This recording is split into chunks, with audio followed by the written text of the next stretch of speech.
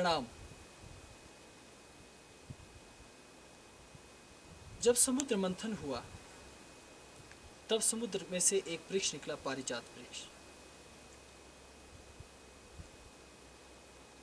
एक दिव्य वृक्ष है जो स्वर्ग में है, उसे कहा जाता है कल्प वृक्ष। इस कल्प वृक्ष के संबंध में अनेकों धारणाएं और अवधारणाएं। एक वृक्ष है स्वर्ग में जिसके नीचे बैठा जाए और सोचा जाए तो वो तत्क्षण पूर्ण होने लगता है। उस कल्प वृक्ष को देवताओं ने अपने पास रखा। क्यों? ताकि कोई भी भोग पदार्थ अथवा भोग में कोई कमी न रह जाए। लेकिन वो ब्रह्म, वो भगवान जिसने संपूर्ण सृष्टि को बनाया,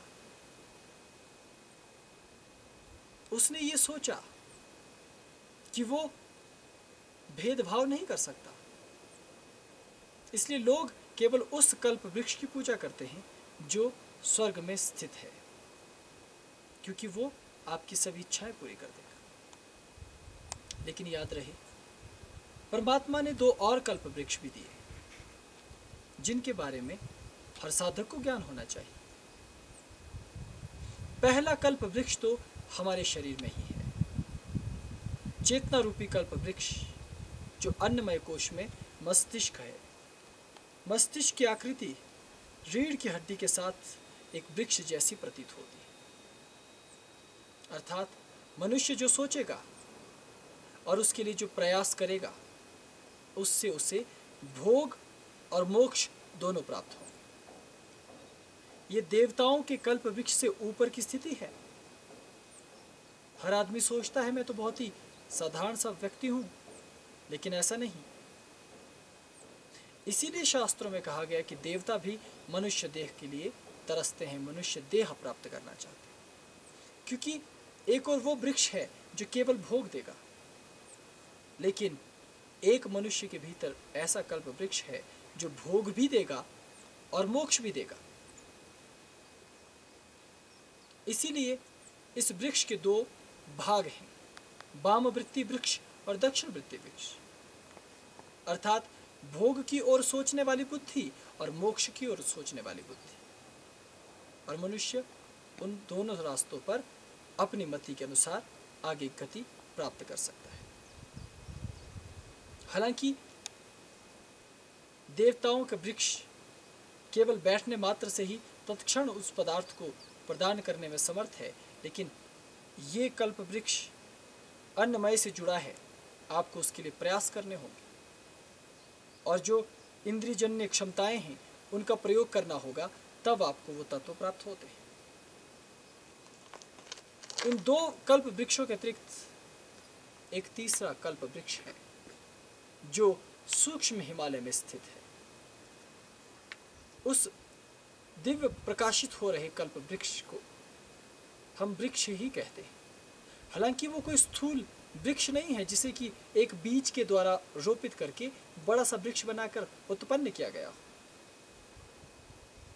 एक बार हिमालय पर समस्त सिद्ध ऋषि मुनिगण देवता एकत्रित हुए और उन्होंने विचार किया कि मानवता के दुख हरण के लिए, मनुष्य के कष्टों को कम करने के लिए इस ब्रह्मांड में और विशेष तौर पर इस पृथ्वी पर कोई तो ऐसा पुंज होना चाहिए जो निरंतर व्यक्ति के दुखों का नाश करे। व्यक्ति के पास कोई ऐसी स्थिति तो होनी चाहिए जहां जाने के बाद वो कुछ मांग सके, अदृश्य से मांग सके। हम जब छोटे होते हैं तभी से मांगना सीखते हैं, माता से, पिता से, भाई से, बंधु से, और मांगते मांगते हम बड़े हो जाते हैं। लेकिन फिर भी इस याचना का अंत नहीं हो पाता। तो जैसे ये याचनाएं अनंत हैं, वैसे ही कोई ऐसा तत्व भी होना चाहिए जो उनकी पूर्ति भी अनंत तक करता रहे। अगर उस वृक्ष को स्थूल में लगाया जाता स्वर्ग की तरह, तो वो छीन लिया जाता। जैसे राक्षसों ने, दैत्यों ने कई बार अपने बाहुबल से, अपनी साधना से, अपने तपोबल से, अपने पराक्रम से उस वृक्ष को जीता, उस कल्प वृक्ष को अपने पास रखा, छीन कर लिया है देवलोक से। कल्प वृक्ष बड़ा होता है, उसी का अंश है पारिजात वृक्ष। तो देवताओं से वो छीन लिया गया, लेकिन दैत्यों ने जब छीन लिया तो उसका मनमाना प्रयोग करने लगे।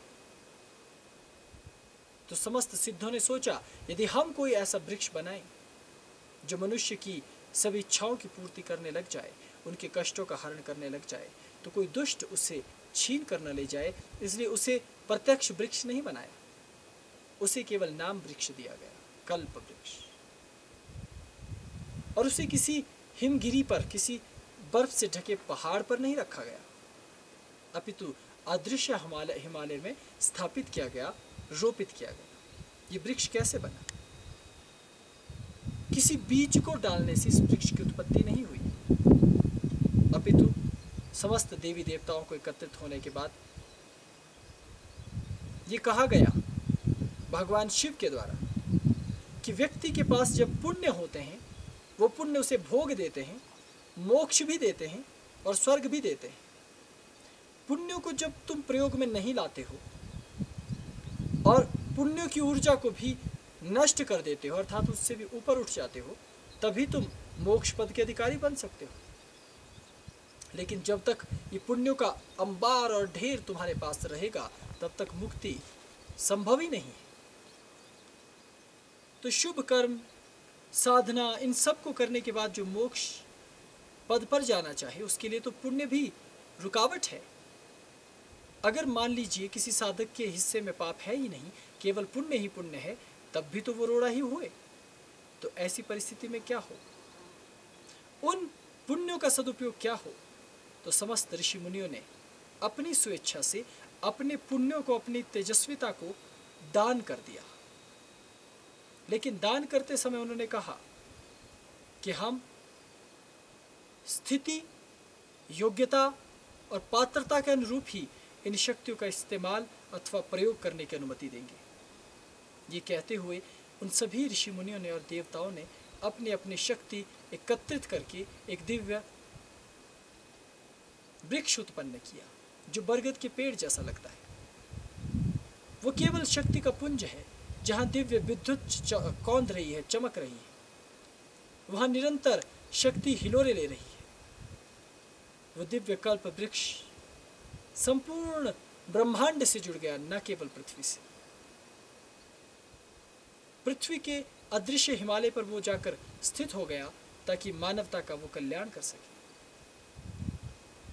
इसलिए प्राचीन काल में एक अद्भुत सी अवधारणा थी कि बड़े बड़े योगी, यति, सन्यासी हिमालयों पर जाकर कठोर तप करते थे, उस स्थान की तलाश करते थे जहां वो वृक्ष है।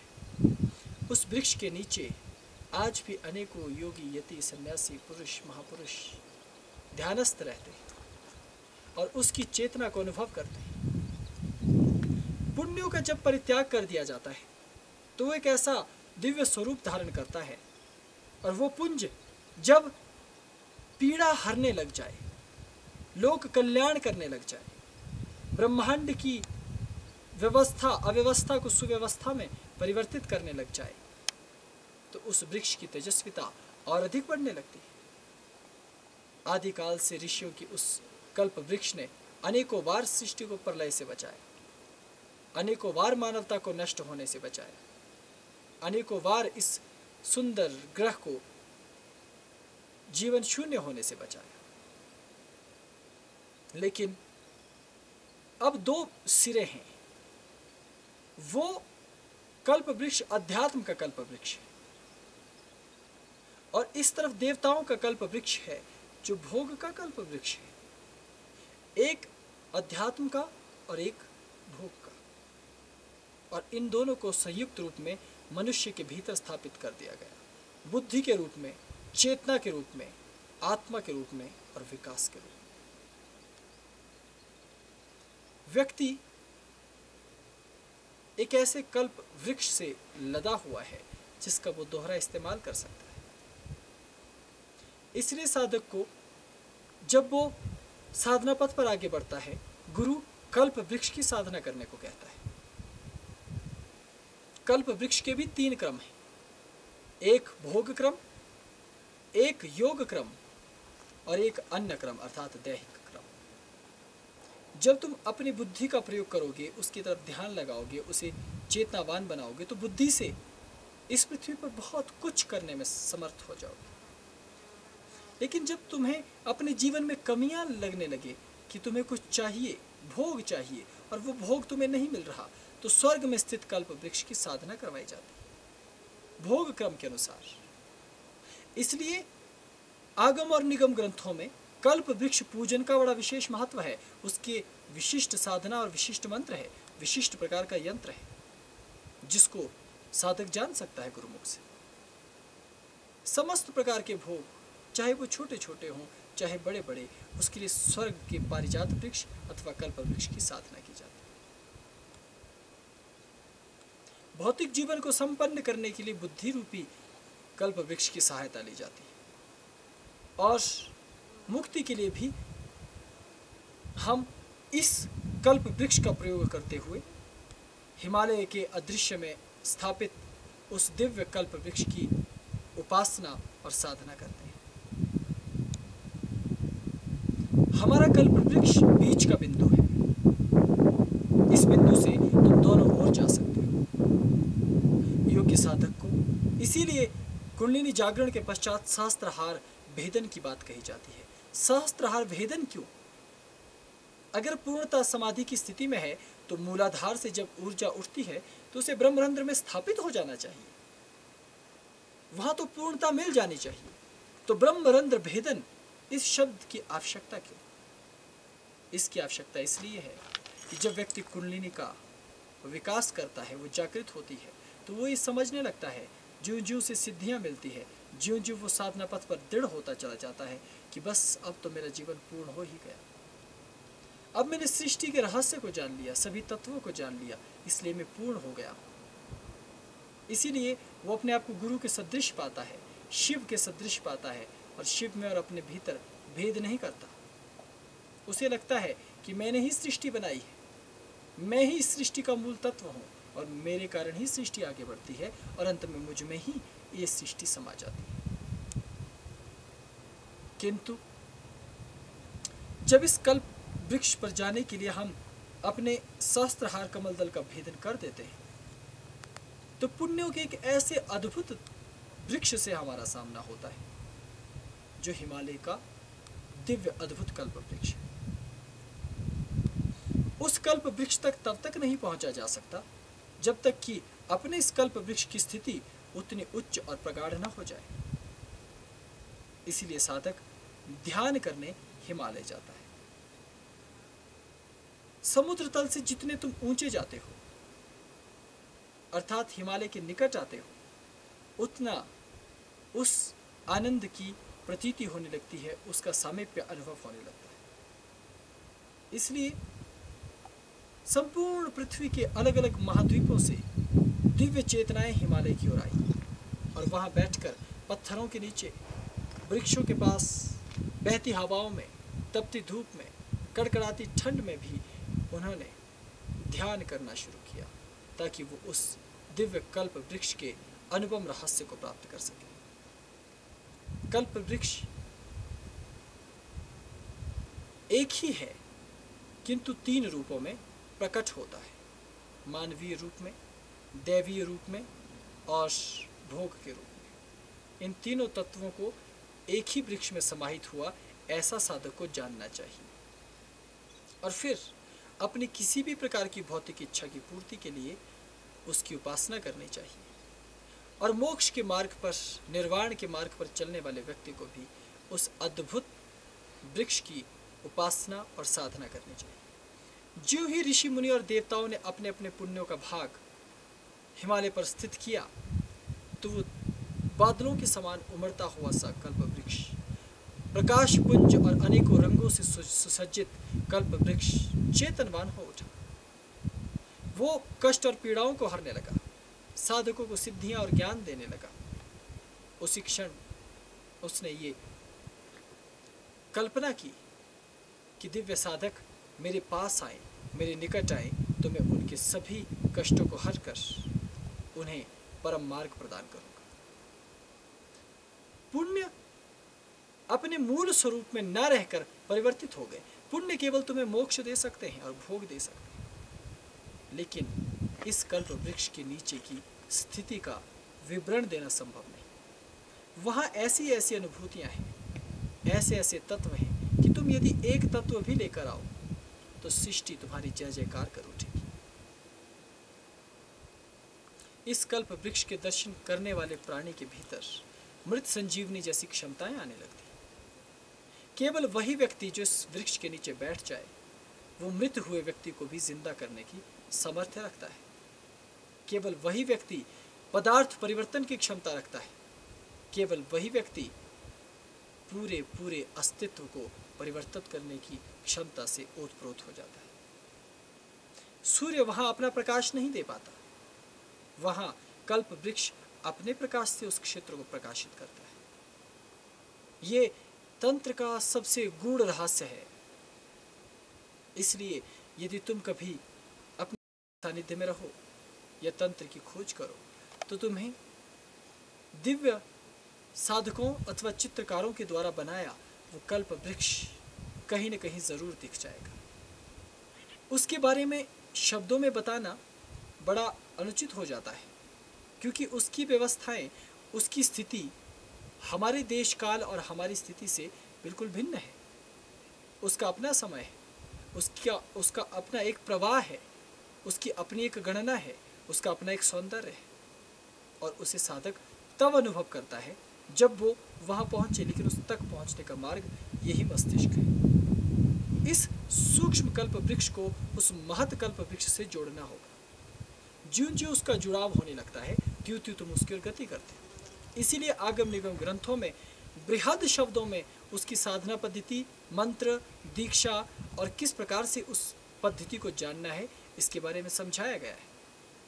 तो साधक को जब भी कल्प वृक्ष की साधना का पता चलता है या उसे उस स्थिति का ज्ञान प्राप्त होता है, तो उसका हृदय सहज ही कल्प वृक्ष के गुणों को देखकर मोहित होता है और वो चाहता है कि वो उस दिव्य कल्प वृक्ष तक पहुंचे।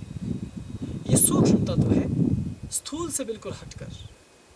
यहाँ स्थूल का विज्ञान नहीं चलता, यहाँ सूक्ष्म का विज्ञान चलता है। उस सूक्ष्म के विज्ञान को समझने के लिए अपने इस छोटे कल्प वृक्ष से शुरुआत करो और उस स्थिति तक पहुंचो। कल्प वृक्ष प्रतिदिन समस्त ऋषियों के सहित इस ब्रह्मांड में अपनी ऊर्जा का विसर्जन करता है। इसीलिए कहा जाता है कि ब्रह्म मुहूर्त ही सबसे उत्तम मुहूर्त है। वो इसलिए क्योंकि उस काल विशेष में हिमालय स्थित सभी ऋषि मुनि अपने पुण्यों को, अपनी शक्तियों को, अपनी साधनाओं को उस कल्प वृक्ष के नीचे बैठने के लिए विसर्जित करते हैं। कल्प वृक्ष के नीचे वही बैठ सकता है जिसके खाते में न तो पाप है न तो पुण्य है, न जिसके पास बहुत सी शक्तियां होगी वो भी नहीं बैठ सकता, और जो निर्बल होगा वो भी नहीं बैठ सकता।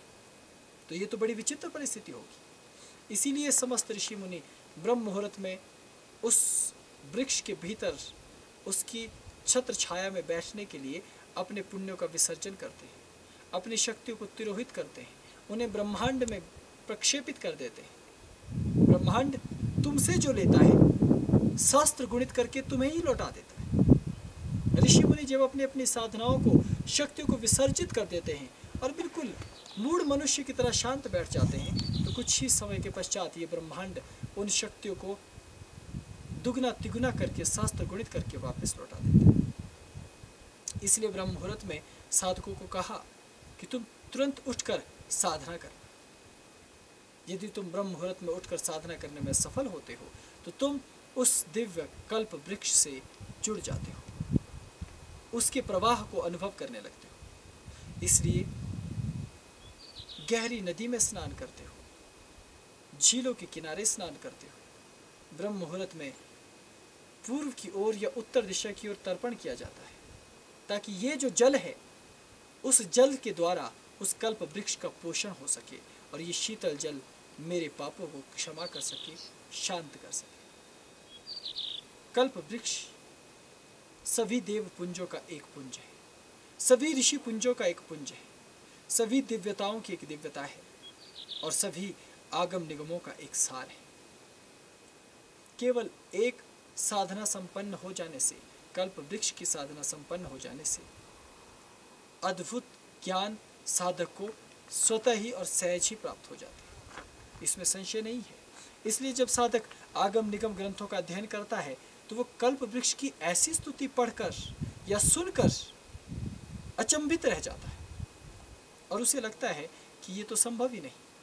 और आज विज्ञान का युग है, लोग इस वृक्ष को ढूंढने के लिए हिमालय के चप्पे चप्पे पर जा सकते हैं, लेकिन वो याद रहे कि वो कल्प वृक्ष दिव्य है, वो स्थूल वृक्ष नहीं है कि तुम जाकर उसे देखने चले जाओ, उसे ढूंढने चले जाओ। उस कल्प वृक्ष के नीचे कोई ऋषि ऊपर नहीं बैठ सकता। किसी ने मुझे कहा कि क्या वहां कोई प्रधान ऋषि है जो सबसे ऊपर बैठता है और बाकी ऋषि नीचे बैठते हैं? लोगों के हृदय में इस प्रकार की कल्पनाएं। उस वृक्ष के पास मैंने पहले ही कह दिया, कोई बड़ा या छोटा नहीं हो सकता, वो उस वृक्ष का गुण है। इसलिए वहां बड़े से बड़ा देवता, बड़े से बड़ा यक्ष, गंधर्व और स्वयं हिमालय के नायक, वो भी ऊपर नहीं बैठते, अपितु सब एक समान उस वृक्ष के चारों तरफ बैठे रहते। स्थिति के अनुरूप एक वक्ता कुछ क्षणों के लिए ऊपर आ सकता है, लेकिन ज्यों ही उसका वक्तव्य पूर्ण हो गया उसे वापस जाना होता है और दूसरा व्यक्ति फिर ऊपर लौट आता है।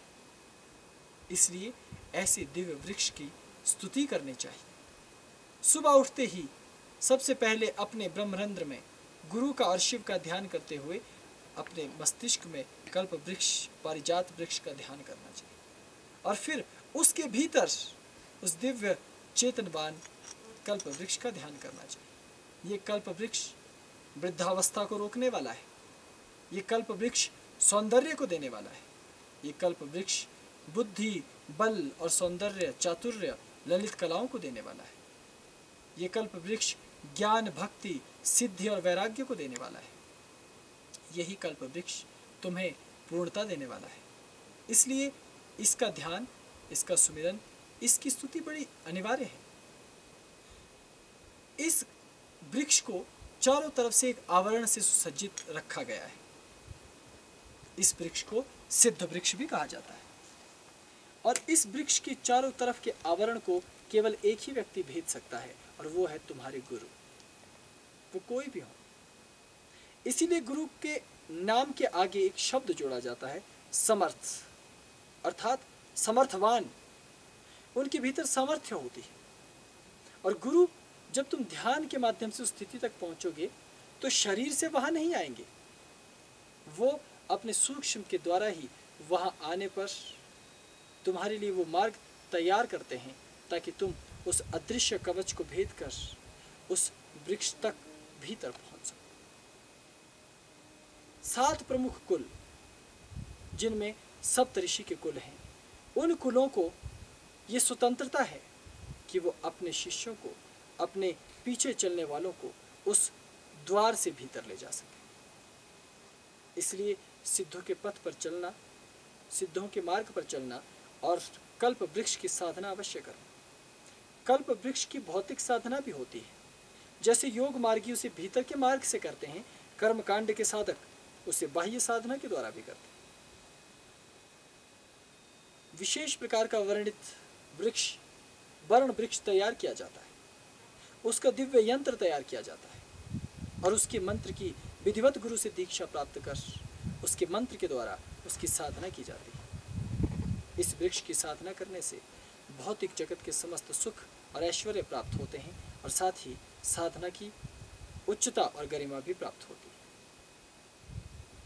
ये वृक्ष साक्षात शिव और शक्ति का प्रतीक है, क्योंकि इस वृक्ष के मध्य में स्थापित ऊर्जा स्वयं शिव है और ये संपूर्ण वृक्ष जो दृश्यमान, जो प्रकाशित, जो आकर्षक इसका स्वरूप है, वो स्वयं शक्ति ही है।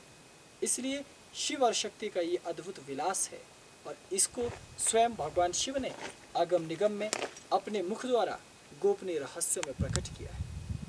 ये गोपनीय रहस्य जिस साधक को प्राप्त हो जाता है वो भी अपने जीवन में एक ऐसी कल्पनातीत सफलता प्राप्त करता है जिसका आंकलन कोई बड़े से बड़ा विचारक विद्वान भी नहीं कर सकता।